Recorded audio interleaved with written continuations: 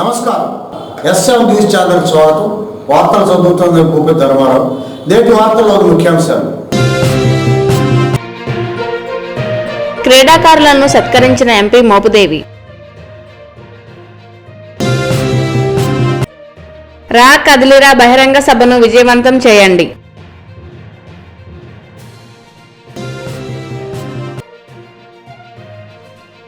ఈ నెల 17న జరిగే రా కదిలిరా కార్యక్రమం విజయవంతం చేయాలి. నక్క ఆనంద్ బాబు.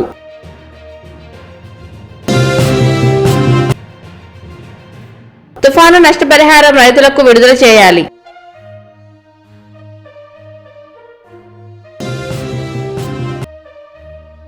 జడ్పీ హైస్కూల్లో ఆకస్మిక తనిఖీ చేసిన డిఈఓ.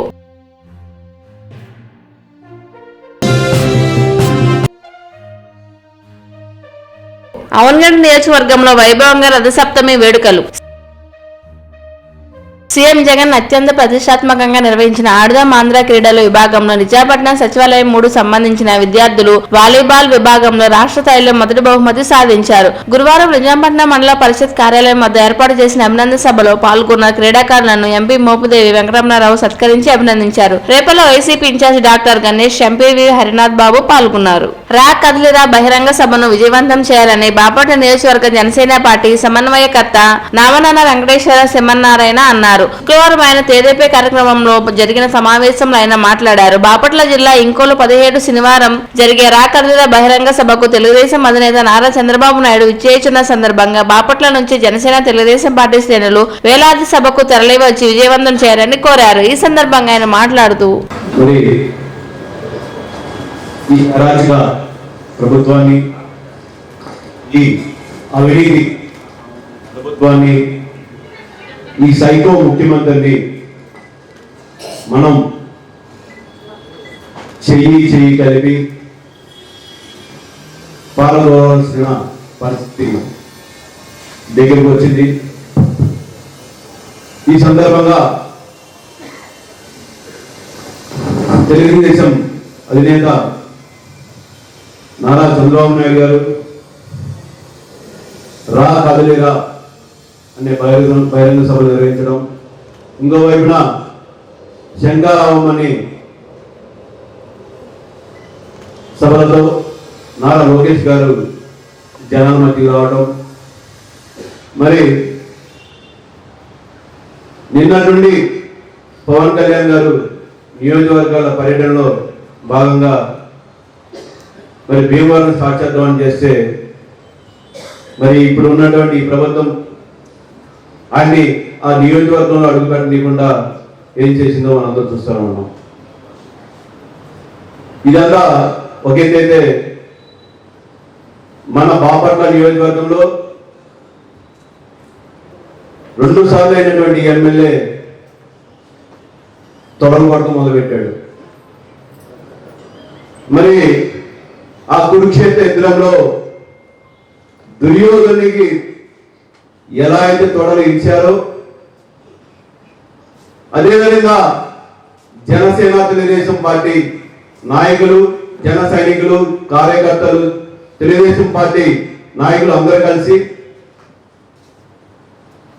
కలిసికట్టుగా పనిచేసి మన ఉమ్మడి అభ్యర్థిని గెలిపించుకోవాల్సిన పరిస్థితి. ఈ మూడుని మనం ఇంకొకసారి మనం శాసనసభను పంపించినట్టయితే మొన్నటి వరకు ఇసుక, గంజాయి, రియల్ ఎస్టేట్ వ్యాపారాలు అయిపోయింది. ఇంకా రేపు మనం వచ్చే రోజుల్లో మన పార్టీ జెండాలు కాదు, వాళ్ళ పార్టీ జెండా కట్టే పరిస్థితి తీసుకొస్తాడు. ఇలాంటి వాళ్ళు మనకు అవసరం లేదు. మరి 15 సార్లు జరిగినటువంటి ఈ ఎన్నికల ప్రక్రియలో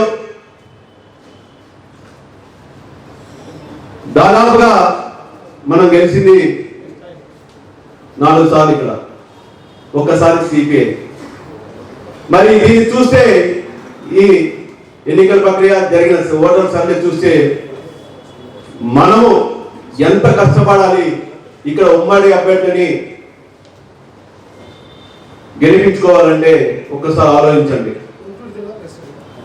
అదేవిధంగా మన పోల్ మేనేజ్మెంట్ ఎంత బలంగా పని చేయాలనేది ఒకసారి ఆలోచించండి. మండల కేంద్ర అమర్తులలో టీడీపీ సర్వసభ్య సమావేశం ఆర్యవైశ్య కళ్యాణ మండపంలో మాజీ మంత్రి నక్కా ఆనందబాబు అధ్యక్షతన గురువారం జరిగింది. ఈ సందర్భంగా ఆయన మాట్లాడుతూ తెలుగుదేశం అధినేత చంద్రబాబు నాయుడు బాపట్ల పార్లమెంట్ పరిధిలోని నెల 17న రా కదలిరా సభకు వేమూరు నియోజకవర్గ పరిధిలో ఆయా గ్రామాల జనసైనికులు సమీకరణంగా భాగంగా ఈ సమావేశంలో నాయకులకు కార్యకర్తలకు దిశానిర్దేశం చేశారు. ప్రతిరోజు రాజకీయ కార్యకలాపం అవసరం. ఈ మండల కేంద్రంలో కూడా మంచి కార్యాలయం కూడా అందరూ కలిసి ఏర్పాటు చేసుకున్నారు. చాలా చక్కగా ఉంది. రోజు వచ్చి కూర్చోవచ్చు. ఏం జరుగుతుందో, ఏ గ్రామంలో ఎన్ని వర్గాల ప్రజలు ఉవ్వెత్తున ఉన్నారు. జాయినింగ్స్ మీద దృష్టి పెట్టండి. పార్టీలో చేరికలు ఎప్పుడప్పుడుగా రావడానికి సిద్ధంగా ఉన్నారు. వచ్చిన ప్రతి ఒక్కరు కూడా ప్రతి ఓటు విలువైందే మనకి. గతంలో ఎలా వస్తాయని మీరు ఆలోచించండి. ప్రతి ఒక్కరు కూడా ఎన్నికలకి సమాయత్తమే పోలింగ్ బూత్ దాకా నడిపించాల్సిన అవసరం ఉంది. ఈ కార్యక్రమాన్ని విజయవంతంలో కనీసం మీ మండలం నుంచి 1000 మంది తక్కువ కాకుండా రావాల్సిన అవసరం ఉంది. అది ఏ విధంగా దగ్గర నుంచి సూచనలు సలహాలు తీసుకొని గ్రామాల వారీగా మీతో మాట్లాడి ఈ కార్యక్రమం ఏ విధంగా తరలి మండలం సమావేశం పెట్టారు. ఇదే విధంగా అదేవిధంగా ఇప్పుడు ఉదయం సమావేశం చేసుకుంటామని చెప్పారు.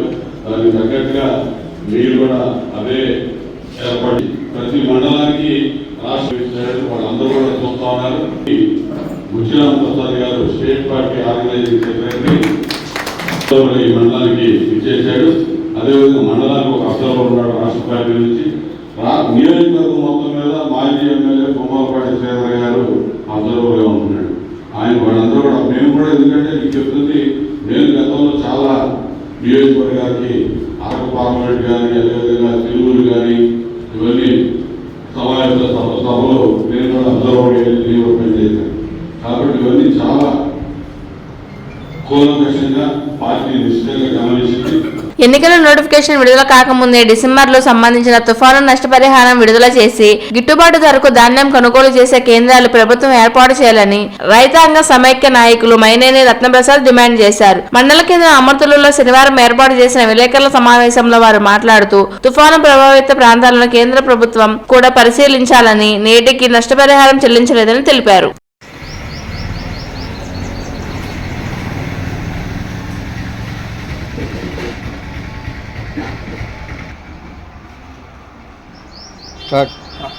రాష్ట్ర ప్రభుత్వం డిసెంబర్లో వచ్చిన తుఫాను సందర్భంగా మరి రైతులు అనేక మంది ధాన్యం మరి చాలాలో తడిచిపోయింది.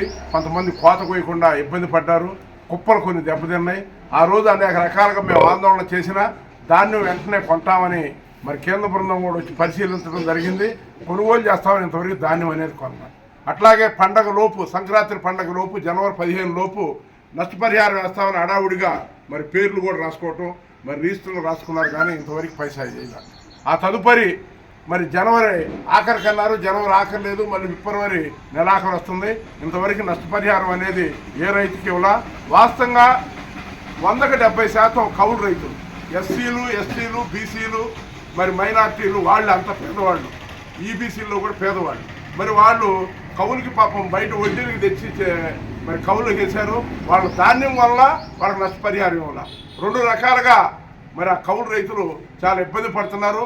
ప్రభుత్వం ఇప్పటికైనా మరి వాళ్ళ మీద ఇచ్చేసి అర్జెంటుగా వారికి నిధులు ఇవ్వాల్సిందిగా మరి నష్టపరిహారం. చెరుకుపల్లి మండలం గుల్లపల్లిలోని జిల్లా పరిషత్ ఉన్నత పాఠశాలకు జిల్లా విద్యాశాఖ అధికారి నారాయణరావు గురువారం ఆకస్మికంగా తనిఖీ చేశారు.